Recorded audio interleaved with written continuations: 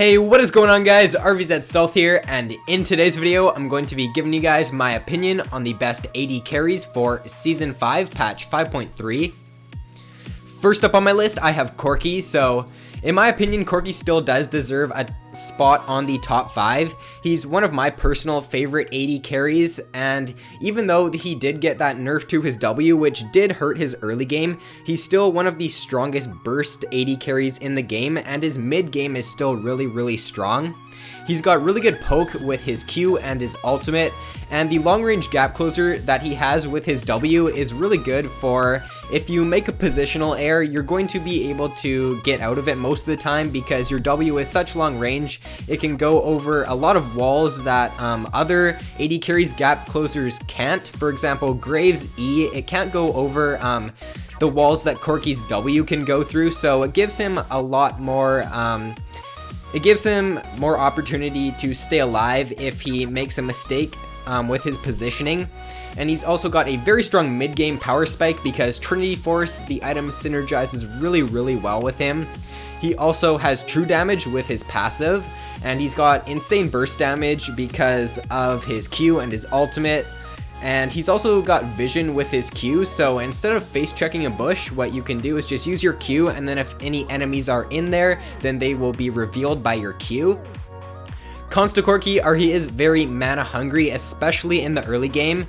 If you use 2 Qs and then you W away, you're basically going to be out of mana, so I definitely would recommend being conservative about what kind of spells you're using in the early game, because if you do use your W, then you're going to be out of mana quite quickly, and he is also skill shot reliant.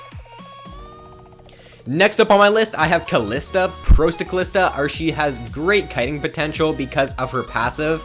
It's kind of hard to pick up on at first in my opinion, but once you get used to using her passive, you can make so many nice plays with it, and it just allows you to get out of a lot of situations if you know how to use it correctly. She can also melt Dragon or Baron because of her E, so she just keeps auto-attacking Dragon or Baron, and then when it gets down to about like 1000 HP, or when it gets quite low, she can just use her E, and it actually does more damage than a smite would do most of the time. She's also got great wave clear because when she picks up Runane's Hurricane, the item just synergizes so well with her E, and it enables her to clear waves out really fast. She's also a pretty strong laner, and she's got free wards with her W.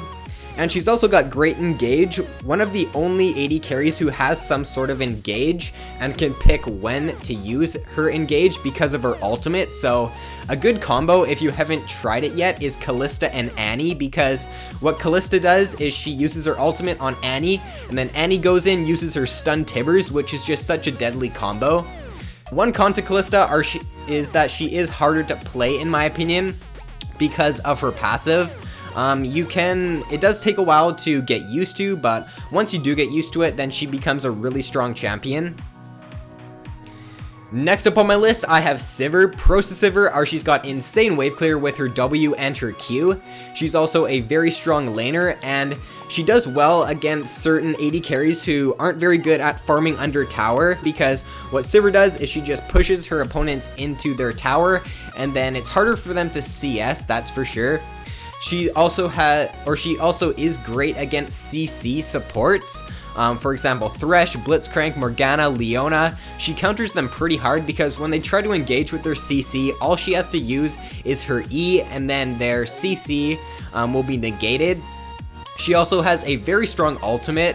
It's really strong for either finding picks, it's strong for disengaging. You can use it in so many different situations, and in my opinion, it's one of the strongest ultimates for solo queue. She is also a great tower pusher as well because of the attack speed steroid on her W. Cons to Sivir are she is quite mana hungry, and she is shorter range than most AD carries, so you gotta be careful if your E and your ultimate aren't off cooldown, because you can get caught out quite easily if you're not careful about your positioning in teamfights, and she also does not have a dash either. Next up on my list, I have Jinx. Pros to Jinx are she has a super strong late game, she scales really well, and she snowballs really hard as well. She's also got great CC with her W and her E, and she's very long range as well because of her Q. Her ultimate is also very strong. Sometimes I play Jinx and I just end up getting all of my kills because I use my ultimate across the map and finish off a low health target, so it allows you to, even if you're not having the best laning phase, once you get level 6 you can keep an eye out around the map, and if the enemies are low, sometimes you can just shoot it across the map and pick up a cheesy kill. She also has very strong kiting potential because of all of her CC, and she's also a great tower pusher because of her Q.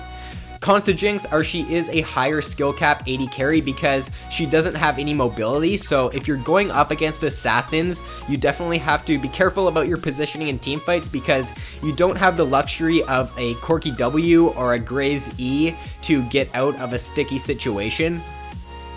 Number 1 on my list for 2 patches in a row now is Graves. Pros to Graves are he's got insane burst. Whenever you get level 6 as Graves, definitely look to go for an all-in on your opponents, and I would definitely recommend trying out the Leona Graves lane because once you get level 6 with that combo, it's just such a deadly all-in combo. Leona uses her ultimate, she uses her EQ combo to lock them down with the CC, and that allows Graves to easily line up his ultimate for a ton of burst damage, and he can follow that up with his W and his Q, and it just brings for very, very strong all-in potential. He's also got a dash on his E, which is really good for either repositioning in teamfights, engaging, or just getting out of sticky situations. And he's also a very strong laner because of his burst damage. And he's also really tanky in lane, which allows him to trade really nicely because his passive, whenever he auto attacks a champion or a minion, he's going to gain bonus armor, so it allows him to trade better than most AD carries can.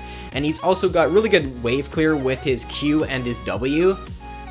A con to Graves is that I find it harder to come back if you fall behind with him.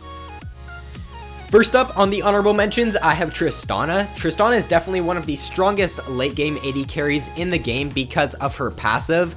The reason why I didn't put her on my top 5 is because she does have a weaker early game and she can get bullied by most of the champions on my list. However, if you can get to late game as her, you're just going to be able to sit back and deal a ton of damage because of her passive. She's also got great self-peel because of her ultimate and good mobility as well with her W. And she is also one of the strongest tower pushing AD carries in the game because of her Q and her E. Next up on the honorable mentions, I have Draven. So Draven, if you can catch his Qs, he does a ton of damage. But if you can't catch your Qs as Draven, then you're missing out on pretty much his whole kit. So if you're not used to Draven, I definitely recommend trying him out in some normal games and get used to catching your Q because that's where all of his damage comes from. And if you can't catch your Q with him, then you're missing out on a lot of his damage. Ezreal is one of the more skill shot reliant AD carries. If you can't land your Q with Ezreal, then you're missing out on a lot of his damage. He's really skill shot reliant because of his Q and because of his ultimate, so if you aren't good at landing skill shots, then he's probably not the best champion for you. But if you can land your Q consistently, he does a ton of damage, and he's also a pretty strong laner if you can land your Q in lane. He's also got the blink with his E, which is really good for repositioning yourself in teamfights or jumping in to do a little bit of damage. Vayne is definitely one of the more skilled AD carries in the game. She does have a harder kit to pick up on in my opinion. I think I played like 40 Vayne games in Season 4 and my record with her was pretty bad. I'm still learning her mechanics and I've played probably over 60 games with her. So she does take time to learn in my opinion because she does have a weaker laning phase, and learning how to use her condemn correctly is definitely one of the biggest things that I see new Vayne players not know how to do correctly. They either use their condemn to knock them away when you should be using it to knock them into the wall, obviously, and it just takes time to learn her kit in my opinion. Caitlyn is one of the safest AD carries in the game because of her long range. She can just sit back and farm because of the long range and because of her Q, and she's also got the gap closer with her E, which is really good for repositioning herself in teamfights or getting out of a sticky situation. And her ultimate, it does a ton of damage come late game, so never be afraid to use your ultimate in teamfights just to poke down a squishy target.